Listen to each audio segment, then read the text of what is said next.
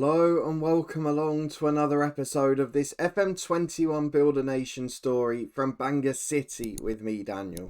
It's part 154 today and we are back for our first Champions League group stage match as promised. We've also got a big league match against Cardiff Met Uni, a side that have again started well after getting into the top four last year. We've also though got to reflect on the end of the Welsh transfer window, our own transfer window, and of course how our other sides got on in European qualifiers. And those who we knew were going to be in the groups, what sort of teams have they drawn? So if you're looking forward to all of that, a lot more focus on the nation now as it continues to develop. Please do chuck a thumbs up on it. Subscribe down below for daily content from this series every weekday at 3:30.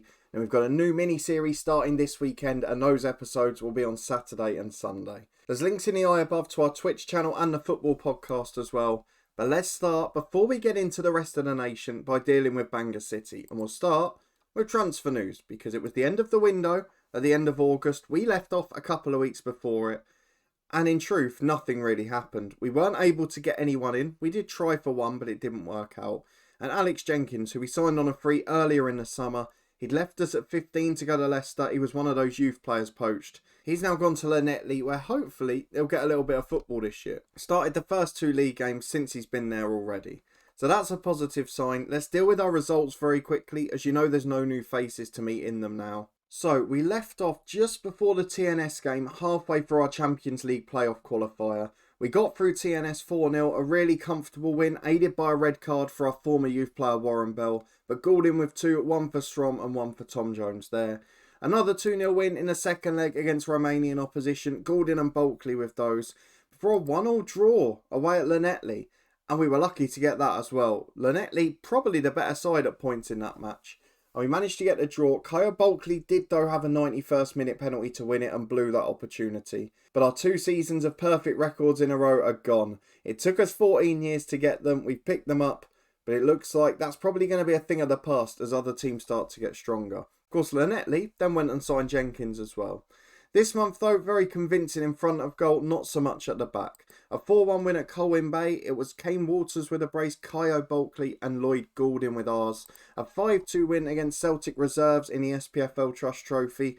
1 for Bamford, 2 for Broadbent, 1 for Loza and 1 for McWilliams. A lot of young players in that game, the likes of Leo Blake even stepping up from the youth team. Against Haverfordwest, it was a 4-0 victory. Strom, Waters, Bamford and Tom Jones getting 1 apiece. And then a 3-1 win away at Kefin Druids with Mubarak Whelan getting his first of the season, adding to Bamford and Kresimir Loza's goals. So actually, we've probably been a little less efficient than we'd like to see so far this season. But we are getting there slowly but surely. And we've got a very tough Champions League group. Our next 2 games after this one are Chelsea and Juventus. I would suggest that means 3rd place is probably the limit for us, barring one of those 2 teams having a disaster.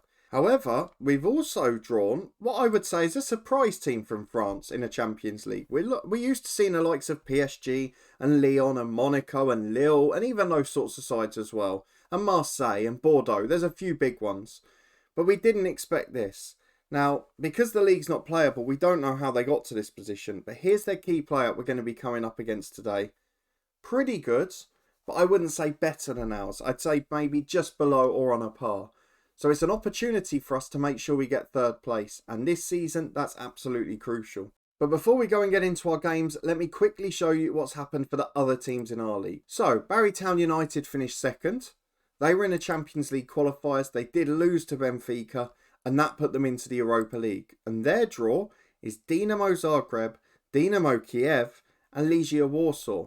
So if they can nick 3rd somehow out of that group, they of course go through to the Europa Conference last 32. And that could be a massive achievement.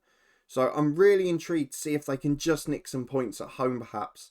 But it is going to be a tough ask in their first season of European group stage football.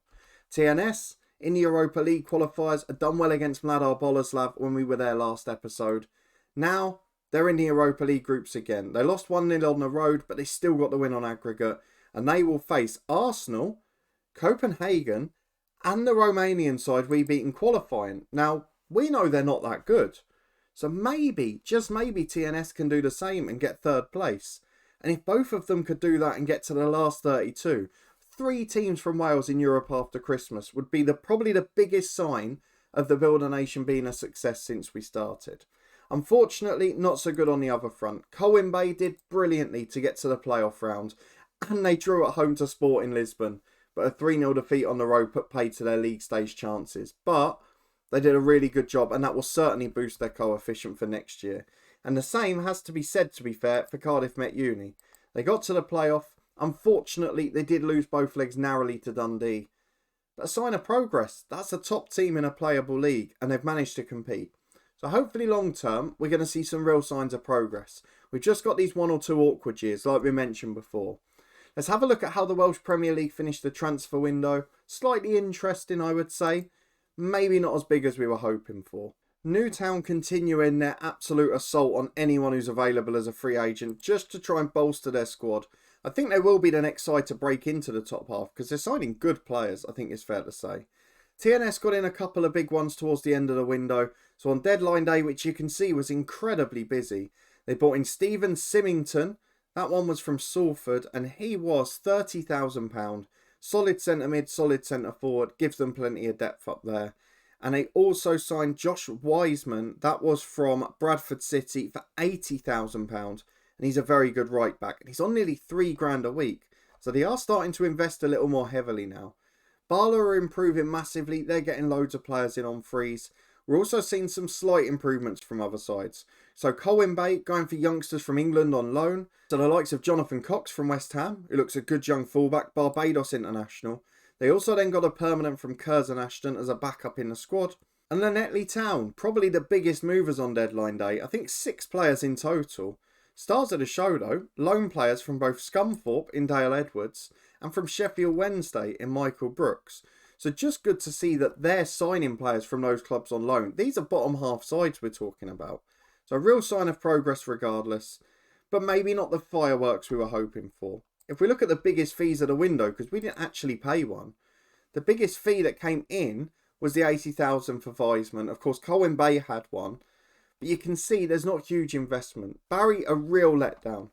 Barely signed a player despite having that group stage football. So next year, hopefully they start to invest it, and maybe the league can step up in reputation as well. Because at the moment, it's still on 3-star, but if it overtakes the Championship, we might see a little bit of a change. Let's go and head into our fixtures though, because that is the other important thing today. And we start with what should be the biggest Champions League match. We'd expect to win at home to the French opponents, but we've got to get at least a result on the road to guarantee what I would assume would be 3rd place in the group. So let's go and see if we can do it. Okay, this is the lineup we've gone for. We've had to make a couple of changes due to injuries, due to players returning to fitness, etc. So as an example of that up front, no superstar Kane Walters. Kresimir Loza comes in alongside Goulding. We've got Bulkley in the number 10 and Strom starting in the middle. Gethin Davis just back to fitness but not ready to start. And we've had a few problems with Tom Jones form-wise, so we're going to leave him out as well. That means in total, we've got Simancas in goal. I'm in the back 5 picks itself. Bektas, McDonald, Whittaker and Kelly the centre-halves. Harvey Lloyd in a holding role. Reyes, Strom, Bulkley make up the rest of the diamond with Goulding and Loza up front. And in a big trip to France, we've got to get a result. So we've already seen Schilder, the skipper, for the hosts. And we know roughly what sort of quality we're going to come up against. No real players left, of course. What are we in now? The 17th season? We probably can't expect many of those. Let's go and crack on, though, with our first game at a Champions League campaign. And based on the rest of the group, this probably needs to be a good one. Let's see how we get on. Packed house in France. Going to be a very intimidating atmosphere. Let's hope we can survive it. Well, 15 gone, so throw on the right-hand side for our hosts. Just inside our half. And run a little bit of pressure because they keep the ball very well here. In the end, they chip it down the line. Bektas will chase and doesn't get there first. The cross is in. Whittaker heads clear. But we're under the cosh a little bit here and we've got to be quite careful. So switch to the left this time. Through ball's cleared by Whittaker for the 2nd time. He's been brilliant back there so far. And Lloyd finds Reyes to Bulkley. This is where we're normally so strong. Rems haven't committed too many forward, but we're flying forward on the counter. McDonald to Reyes. Bulkley's up there. So Strom! Good effort that is. Straight at the keeper though. He's able to just rise his hands and get that over the bar. Excellent bit of work though on the counter-attack. And now Bulkley's got the corner. Headed away at the front post. It's not good enough really. And Ludemir Strom will have to mop up. He goes down the left, but I can't see any option to pass to. So he's going to have to do a lot himself here. And he does very well. Beats one, gets a free kick off the 2nd. And got us into a relatively dangerous position. So well done Ludemir Strom. We've been okay so far, but we're yet to really assert our authority. As McDonald's got a free kick on the right, chips it into Kyle Bulkley, and now Reyes comes forward from the centre circle to Bulkley. Through ball to Loza. That is a wonderful goal. I don't know how many times in our Europa League run last season in the knockouts I mentioned that from Bulkley. Getting in that number 10 position and just being able to look either way and play a side-splitting pass. And that's something that, as much as Tom Jones is great in there, he gets in behind and actually scores at a better rate from open play. He doesn't have that killer instinct. As Gordon finds Loza, another deadly counter-attack. And our sub-striker, Kresimir Loza, just shows how strong our squad is now. Comes in for a Champions League game away in France and scores 2 goals in half an hour in what's been a pretty even game. And now, with very little possession and just a few counter-attacks, we lead 2-0 and things are looking good for third place. I can see Chelsea beat Juventus. There were a few red cards in that game as Whittaker heads away a host corner. It's out to Charlo on the right-hand side. Be interesting to see if they go a bit more direct now they're a couple down. 2 Charlos in the team. This one cuts it into the box. Georges to Blanchard. 6 yards out. Good block. Strom gets it away. I think it was Whittaker again. He's been incredible back there. Bektas throw into Strom. Finds Loza. On a hat-trick, of course, the Croatian in the box. Bektas gets it to the left byline. And the cross is cleared away. Only as far as Jerome Kelly, though. Probably his last season at this level. So we hope he'll do well for us here. As Bulkley gives it to Reyes. Into Gordon. Back to Reyes. Wonderful back heel, but the finish is just over. And it remains 2-0 at half-time. It's been a fabulous away performance. We've sat back, we've countered at speed, and we've looked very threatening at the highest level. So hopefully this will wrap up third place if we can get the win early doors. And then we just need Chelsea and Juve to be at their best against this bunch. As Schilder gets the ball down the left-hand side. Crosses blocked to Georges. Out to the left back, Reyes pinches it. Excellent work. Doesn't let the skipper show his danger or his threat. He gets past halfway as well. He's run away with it here, Reyes. Into Kyle Bulkley. Will he find another one of those passes? Goes alone this time. 25 yards out. Brilliant ball through to Gordon. I honestly thought the chance for a pass through was gone. And he just found the tiniest little path between 2 defenders. And now we're in dreamland. Stade de Reims 0. Bangor City 3. And with 15 minutes gone in the second half, we look absolutely fabulous. And we can even start to think about resting people. As we're back with Ludomir Strom on the left side of the box. Quarter of the game to go. We will make changes after this highlight as Harvey Lloyd mops up. On the yellow card, got to be careful of him.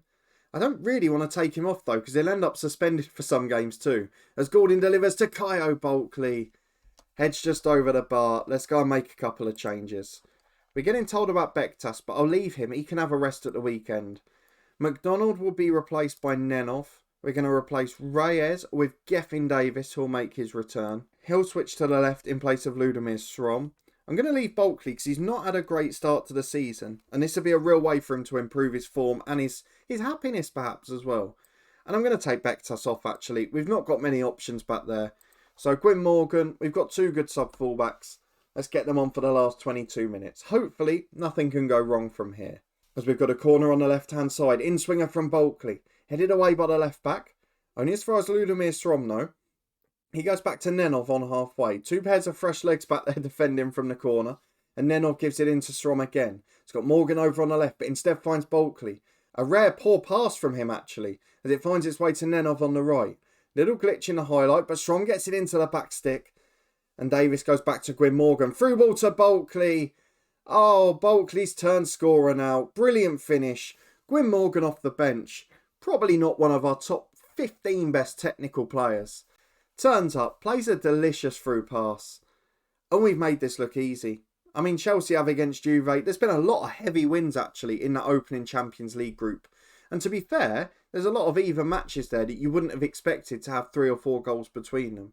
But I did say that our star players look slightly better than theirs. And we've probably got a deeper squad. So a bit like the Bordeaux one in the Europa League the year before, I'm not that surprised. Because the French league has gone downhill a little bit and we are overtaking it. As it comes out to the left, it's hit the post for Stade de Reims. They're just not having one moment of luck here. Into stoppage time, it's going to be a 4-0 victory. Fantastic. Here we go then. Geffen Davis is partially back, probably ready to start for the first time if we want to. And Lloyd Gordon also available as well, as we come up against Cardiff Met Uni. And I think you can see this year, the top 4 is in a league of its own. Colwyn Bay got a game in hand, they could overtake Newtown. And those two I would expect to be scrapping out for 5th and 6th. I wonder if Barla can get in there again. But otherwise, we've got what we want as our European core. Maybe Cardiff Met Uni are the side we'd like to drop away, but with a strong domestic squad and not much European football, they'll arguably end up being second this year. So we're going to close down the two big strikers. We're going to go and make our changes to the team. We'll have a look at the Europa League results that the other teams had after this game. But let's go and get through to our lineup. I'll be back in a moment. Okay, so we've decided to go full backup team for today and for the Midweek League Cup tie. And then first team against Barrytown United and Chelsea in the 2 games after that. So what that means for this one is we've got August, the backup keeper, in goal. I think the first time we'll get to see him on camera this season. We've got Nenov and Morgan, the fullbacks, with Whelan and McKenzie at centre-half. Jennings in the holding role, McWilliams, Davis and Jones, the midfield diamond, with Broadbent and Loza up front. Of course, Loza's got to play because we've only got 3 fit strikers. But young Kean Bulkley's on the bench, as is Leo Blake, just so we can rotate if we need to. But equally, if we're in trouble, we've got Lloyd Goulding and Kaya Bulkley there who can come and save the day. So we're well prepared as we go and face what's possibly on paper the strongest side in the league outside of us. Let's make sure we get the result. Let's make sure we do well. Fingers crossed, we can actually start keeping clean sheets regularly. Well, very interesting team selection from our visitors today. They've got all the new experienced players in. 2 very aging centre-halves, which doesn't help them at the back with the long ball, particularly against a side like us. But Ryan Hughes, Carl Lacey, Jamal Watts, all on the bench. And all very good players. And they've got weaker players in their starting 11. So, unless it's a fitness issue, I don't quite know what's causing it. Maybe they're saving players against us and trying to prioritise the games they can win. And that's something we haven't considered, actually, for our strong domestic form. As Loza nicks the ball on the left-hand side. Really poor throwing by their own corner flag for Cardiff Met Uni. But Ethan Bryan mops up the cross, then gives it away to Jennings. Loza gives the ball away. It's all over the place. Clearances hitting other defenders. Nothing really going a long distance. But here comes Delaney on the right, and we know the quality he's got. Gives it to Quick, who quickly loses it. Falls for Henry McWilliams. Over the top to Broadbent. Rounds the keeper and scores. And just like that on the counter-attack, a game that has started at a rapturous pace is ferocious. I haven't upped the game settings. It was just that quick. As McWilliams picks the ball up on halfway to Davis.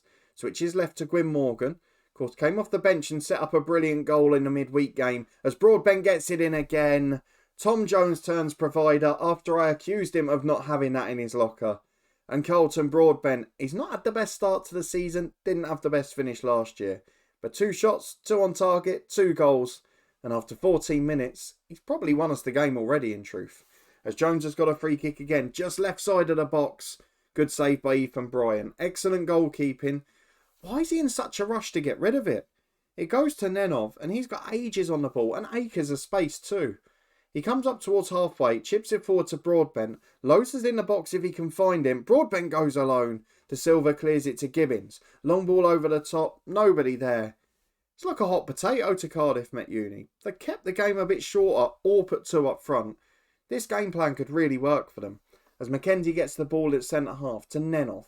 He chips it forward to Broadbent, and again, I told you this was going to be their problem. It's their kryptonite, essentially, as we've won a penalty very softly off De Silva. They've got 2 centre-halves who are 33 and 34, neither of them particularly quick now. And we're just running through them on the counter at ease. Carlton Broadbent wraps up the hat-trick from the penalty spot, and there's only 17 minutes gone. Ironically, given the way they line up and set out here, Cardiff Met Uni could be one of our easiest games of the season, despite being the next best team. As Gornell, the new signing, throws into Delaney. Get Delaney up front with Roberts, as Roberts gets himself in. That's the threat they have got. And if they chuck the 2 up there, they'd win a lot of games in Europe. Agos concedes at his near post, but it was a good finish from Roberts. With 20 minutes gone, they've got a lifeline though. Maybe I spoke too soon. As we're back just before the half an hour mark, as McKenzie's bringing the ball out from a short goal kick. He gives it to Nenov, the right back. It's gone long so many times today, and it's worked every time. Broadbent in behind again, skins the defender, chips the keeper, but it hits the crossbar. Didn't quite bring it down in time. But we're absolutely rampant going forward as Nenov plays a 1-2 with McWilliams by the corner flag. Gibbons clears it downfield, but McKenzie will be the first man to get there. He's got 2 options in midfield if he wants to play in. McWilliams one of them. He switches it to Loza, beats the defender again. They're just not good enough at the back, Cardiff Met Uni. But it was a slightly quieter end to the first half. A 3-1 lead so far. 1 shot on target for Cardiff Met Uni, 1 goal. When they have that threat, they're very ruthless because they've got good attacking players. But if we can get a bit more out of this slot in the second half, we can hopefully rest a few. Give Cresimir Loza the break he deserves. Give a few of the defenders a rest too. And hopefully start to look towards the cup game in midweek as McWilliams nicks it high up the pitch to Nenov. He goes long over the top. Broadbent's there. Gets himself in again. Carlton Broadbent completes the hat-trick. And when we get to the hour mark, I can tell you now, we'll be making changes galore. Well, it's going to come slightly earlier because Gethin Davis, on his return, is said 75 minutes, picked up a silly knock after 55. So Leo Blake will come on for him. Kean Bulkley will come on for Cresimir Loza, who's got a very heavy match load. And then we'll think about one of the defenders later on. We've got either Bamford, who can come on in a midfield role, or we've got Bektas, who's got a medium match load at the back. So maybe Gwyn Morgan or Nenov get the rest. They've both got heavy match loads. Maybe we can look at another midfielder, a Tom Jones, or dropping Jennings in. We'll wait and see, because it's just been given away here to Gibbons. He goes back to De Silva. Probably unfortunate to concede a penalty in the first half. Tries to switch the play now to Delaney. He brings it down, but is immediately pressed. And his switch of play is not good enough because he's a forward. He wants to be up trying to finish these chances, not create something from out wide. As Broadbent gets in behind again. Chance to cross, but goes back to Nenov. Into Kean Bulkley. Just over the bar. I don't think he scored for this football club yet. And that could have been the moment. It could have been a very special one for him. Do you know what? I'm going to bring on Bamford and we'll find a way to make it work. Because I want to try and protect our first team players. So Bamford's on there. Anyone play right back a bit more comfortably? No, but Mackenzie can play left back. So that's what we're going to do. Mackenzie to left back. Bamford will go into midfield. We'll drop Jennings and McWilliams by a roll. And Bamford's now in alongside Leo Blake. As we're back with Bamford, picking up in the centre circle. 10 minutes to go plus stoppage time. McWilliams gives it to Blake, who loses it, but gets it straight back from his former youth teammate, Carl Lacey, sorry. And then Kean Bulkley. What on earth was that? Surely that is going to be goal of the season. It is his first ever professional goal. It's a ridiculous strike. We've got to see this again. Bamford's playing the ball in. It caught me by surprise, which is why I lost the names. Blake gives it to Bulkley. Left-footed from a good 35 yards. Has absolutely thundered it. Stunning goal, Kean Bulkley. What's your long shots like? 8. He's not even left-footed. Absolutely scintillating. And I tell you what, I was looking at him and thinking, because he was quite a good target man, and we didn't really play with that style, I was looking at him thinking, could we retrain him to the number 10 role where he's already competent? But if you score goals like that, you might be able to play up front in any team. 5-1 is the victory. It's a fabulous result. And what a goal and what a moment for Kean Bulkley to set it off. Well, after all of that excitement and 2 cracking wins, albeit still the slight frailties defensively, we are looking forward with interest to the rest of the season. Unfortunately, TNS lost 5-0 at Arsenal in their first Europa League game. Barry Town United fared no better. 5-0 away in Croatia at Dinamo Zagreb. But they've both got more winnable home fixtures next up. We'll cross our fingers. We're going to be back though in the middle of this Champions League group. I'll probably show, looking at the split, the first of the Juventus games. And I don't know if we're going to have to come back for that 5th match. Because I know it's the same opposition as we've seen today. But if it's the one that ends up being crucial for us qualifying for the Europa League after Christmas, it's probably the one we've got to show, isn't it? So if you're looking forward to that and you did enjoy this episode, please do chuck a thumbs up on the video. Subscribe down below for daily FM21 content. Let me know what you think in the comments of the transfer window for Wales, the progress of the sides in Europe, and how long you think it will be before we see real investment and real competition from the likes of TNS and Barry Town United. I know TNS didn't help themselves by not finishing second, but fingers crossed that was just a temporary blip. If you want to see any other content in the meantime, you can find some playlists and special videos in the eye above, as well as a link to the podcast channel and the Twitch channel too. It'd be great to see you over there, but we'll be back here tomorrow as well. So thank you very much for watching, and I'll see you next time.